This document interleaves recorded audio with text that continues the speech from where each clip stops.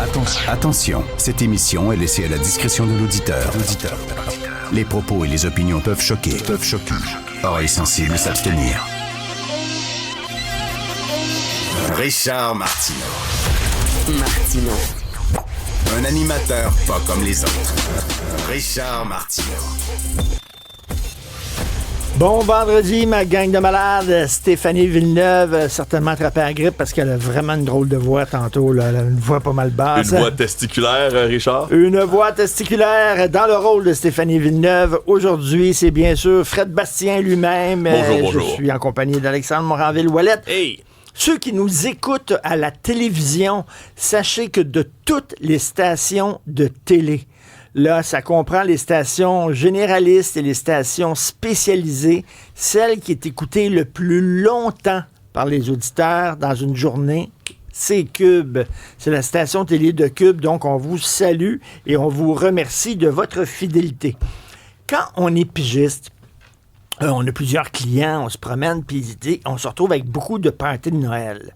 Moi, j'ai eu le party, un petit cocktail de Noël avec la gang de Cube. Ce soir, j'en ai un autre, c'est les producteurs. Ce sont les producteurs du documentaire sur le cancer de la prostate, Fair Play, c'est leur party de Noël, etc. Quand t'es pigiste, tu te promènes d'un party de Noël à l'autre, et il y a quelqu'un qui a fait 2 parties de Noël, veut dire en dedans de quoi, je pense, 24 heures. Michael Ma.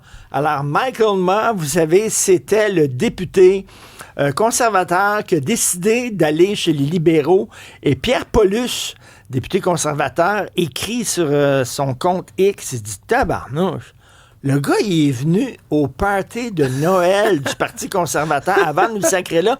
Il dit qu'il n'y avait pas d'argent pour payer. Fait qu'il dit, je vais revenir demain, là, puis tout ça, puis je vais payer mon parti. » Il dit, sacrifice. Il a traversé l'autre bord. Alors, il a pas payé son bill, là. Il a pas payé. Il dit, je vais revenir, là, je vais arranger ça, puis tout ça, puis il a sacré le camp au bord de la clôture. Quel cheap!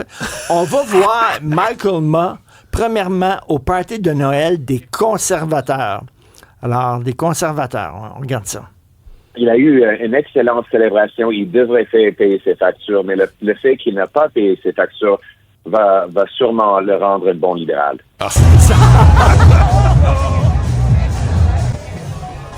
Alors, on voit Michael Ma, là, au party des conservateurs. Ce qu'on entendait tantôt, c'est Pierre Poilievre. Il dit, le fait qu'il n'a pas payé ses factures, ça va faire de lui un excellent libéral. Il a le sens de l'humour en tabarnouche. Alors, Michael Ma, qui est allé voir sa gang du Parti conservateur, c'est le fun, bonne année, etc. Il n'a pas payé son bill pour le party. Et peu de temps après, ça, c'était le party du Parti libéral du Canada avec Mark Carney. On regarde ça. Vous allez voir que Michael, il y avait... Bon. Warm welcome to our newest member of the Liberal Party, Michael Ma, the MP for Union Markinville.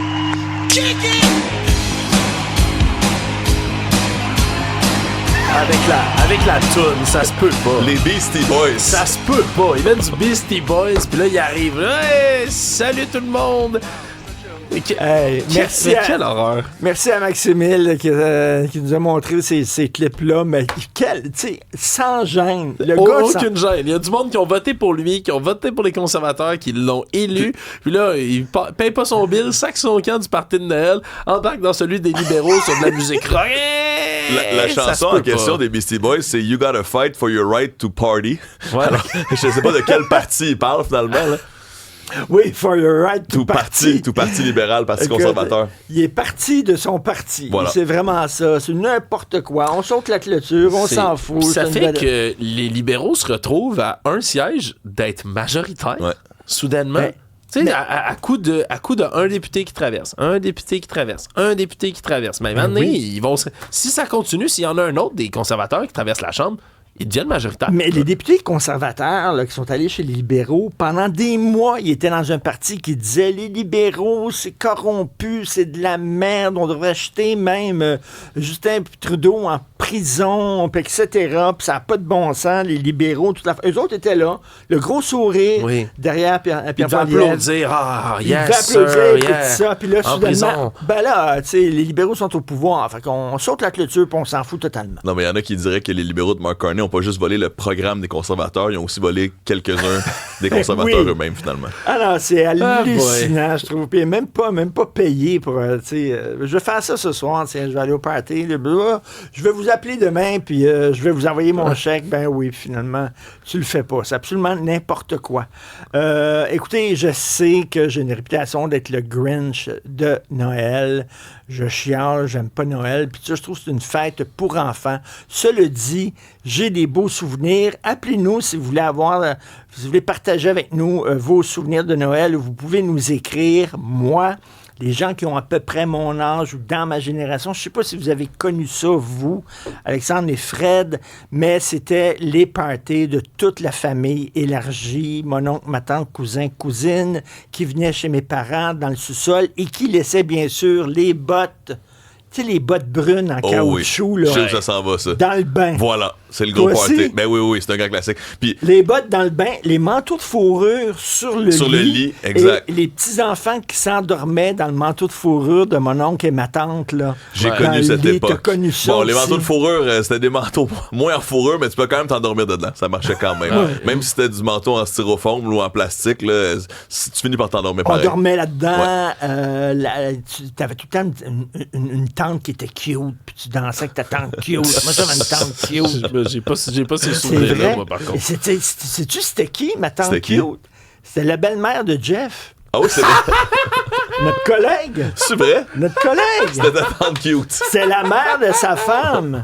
Wow. Parce que Jeff est marié à ma cousine, Kim, et la mère de Kim, c'était Monique. Ma tante Monique, attends une minute, toi. Wow. Elle est encore extrêmement belle. Je m'attends à ce que Jeff rentre dans le studio n'importe quand présentement. Elle était vraiment cute. Puis là, chaque année, là, elle dansait avec moi là, comme un plane. Là. Puis là, je capotais. Là. T'as adoré ça. Je raidais là-dessus pendant 2 mois. Là. Je sentais son parfum, ma tante Monique. Puis je la regardais. Puis ça. Puis c'était très le fun. J'aimais bien mes parties de Noël de l'époque. Olivier est allé chercher Jeff pour voir s'il va me parler de sa belle-mère. Je sais pas s'il s'entend bien avec sa belle-mère. Mais moi, c'est les cousins-cousines là, dans le sous-sol. Là, tu rencontres des gens qui sont à la fois un peu plus vieux, tu t'inspires d'eux, tu trouves ça cool. On est dans la même famille, donc là, tu apprends des trucs. Ça, c'était quand même intéressant. Puis des fois, c'est le seul moment de l'année aussi où tu vois certaines personnes dans ta famille. Ça devient comme le rituel, justement. Là. Puis à chaque année, il revient les mêmes affaires, puis les mêmes jeux, puis les mêmes jokes. Puis là, à un certain moment donné, c'est presque une tradition. C'est ça, les traditions. En fait, c'est pas presque, ça devient une tradition. Puis on était une tribu, une petite tribu qui se réunit ensemble. Alors, c'est ça, Jeff qui est là, qui est notre directeur technique. Je disais, Jeff, qu'on a tous une ma tante cute dans notre famille, puis qu'on aimait voir dans le temps des fêtes. Puis quand j'étais jeune, j'avais 10 ans, j'attendais le party pour voir ma tante Monique. Ah, Monique, qui était ta belle-mère. Ta belle-mère? Ben oui. Le monde est petit. Ben oui, elle est super belle en plus. Elle est encore super belle. Elle est encore super belle. Ça fait longtemps que je ne l'ai pas vue. Ben oui. J'ai marié sa fille, c'est pas pour rien. J'ai checké à la mère. Ma tante Monique, elle travaillait chez l'abbé. Ouais. Elle vendait des cosmétiques chez l'abbé au centre Auckland. Des fois, je faisais un petit tour. Ben oui. J'allais au centre Auckland, disais un petit bye-bye à ma tante Monique. Bon, je comprends ça. Ben oui, tu comprends. On la Alors, salue. ben, tu la salueras. On la salue, tu y enverras ce segment-là pour voir. C'est bon, oui, bonne Ben oui, ben écoute, ma cousine Kim, qui est ton épouse, ta compagne, regarde, la pomme ne tombe pas très loin de l'arbre, elle est très jolie aussi. Ben plus tard, ça va être plus tard, elle va avoir un petit neveu qui va dire « Ma tante Kim ». Oh, j'ai assez hâte de voir ma tante Kim. On a déjà un témoignage, là, Étienne La Montérégie, qui dit: ma tante Diane, qui, à 2 ou 3 ou 4 verres de trop dans le nez, s'est mis à pleurer tout en retirant sa brassière au minibar. C'était dans le sous-sol de mes grands-parents, un classique du réveillon chez les Laberges dont je ris encore. Excellent. Mais ça, tu vois, les classiques, tu sais, qu'est-ce qu'on fait? Mes cousins, ma soeur et moi, là, tu sais, comme toute la génération plus jeune, là, ce qu'on fait maintenant, c'est qu'on se fait un bingo de Noël. Okay. Là, chaque année, là, on crée comme une carte de bingo parce qu'on le sait, on dirait qu'est-ce que nos mononcles, nos matantes, on sait ce qu'ils vont dire, ce qu'ils vont faire. Il y a des affaires qui reviennent toutes les années, puis là, on a notre bingo, puis on meurt de rire pendant le souper. Mon oncle X va faire une joke cochonne. cligne. On cligne. C'est sûr qu'à un moment donné, mamie se lève puis elle dit je peux-tu t'aider dans la cuisine? T'sais, clac, clac. Fait qu'on se fait un bingo à chaque année, puis là, le premier, maintenant, t'envoies un, t'es là, bingo, c'est sur le coin, pendant le souper. Puis le premier qui va s'endormir, ça va être mon oncle, machin. Exact, parce que c'est c'est lui qui s'endort tout le temps. Puis à chaque année, on fait ça. Je vidais les verres. Ah ouais. C'est pour être sûr qu'il n'y ait pas de gaspillage. Les verres de bière qui très restaient. écolo, là, Richard. Oui, moi, je me prenais les fonds. Je me promenais puis je prenais les fonds.